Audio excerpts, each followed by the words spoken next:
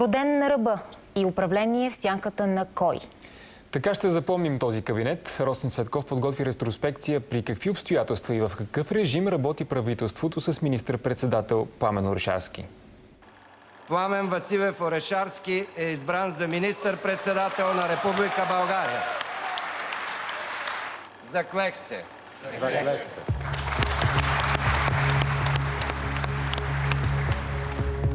Така започна да тече времето на кабинета, дошъл с мандата на БСП след зимни протестни вълнения и тежки предсрочни избори.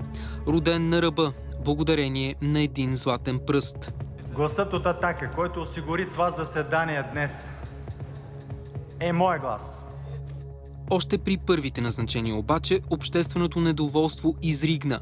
Най-силният трус настъпи на 14 юни. Предлагам за председател на агенцията да бъде избран господин Делян Славчев Пеевски.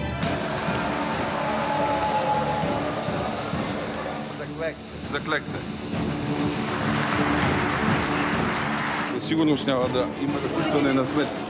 Те работят само за държавата и за нейните граждани.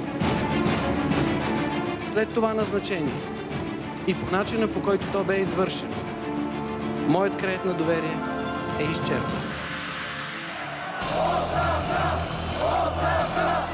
Хиляди излязоха на най-масовия протест у нас, сравним с големия митинг за промяна на СДС през 90-та година. Пеевски не оглави ДАНС, но протестите продължиха с пълна сила. А кой стана най-задаваният въпрос? Трудно ми е в момента да кажа кой за първи път е споменал това име. Кажете истината. Искате да изложите. Оставка не дойде, но един бял автобус за малко не уби протестиращи. В дългата нощ на обсада на парламента, където бяха и няколко министри. Войската в този момент все персонално усещане. Благодаря. Безпрецедентно роди се явлението контрапротест в подкрепа на Орешарски. Няма да пуснем Борисов на власт! Добре, защо Няма да пуснем Бойко, гледаш ли бе? И след протестното лято оставка не дойде. Затова ранобудни студенти окупираха Софийския университет. Месеци наред премиерът търсеше изход през задни входове. Кабинетът остава в историята и с някои иновации. Появи се Министерство на инвестиционното проектиране. Спортът попадна в ръцете на филолог. Пълен конфиденс. Внимавам да се дозирам. Защото ако съвсем се потисна, сигурно минимум една седмица ще изпадна в интровертност на духа. Имахме и заместник-министър на вътрешните работи само за няколко часа.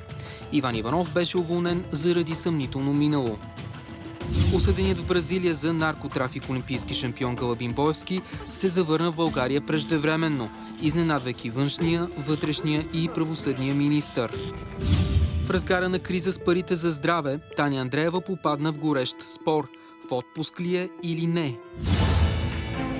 Началото на края на кабинета настъпи след евроизборите. ДПС неочаквано за БСП издаде тежката присъда, обявявайки се за нови избори. Финалът на управлението съвпадна и с още един финал на финансовата империя КТБ, както и с невиждан скандал между нейния собственик Цветан Василев и Делян Пеевски. На раздяла кабинетът поиска и актуализация на бюджета чрез увеличение на държавния дълг. Оставката дойде, но въпросът кой остава? Следващия въпрос.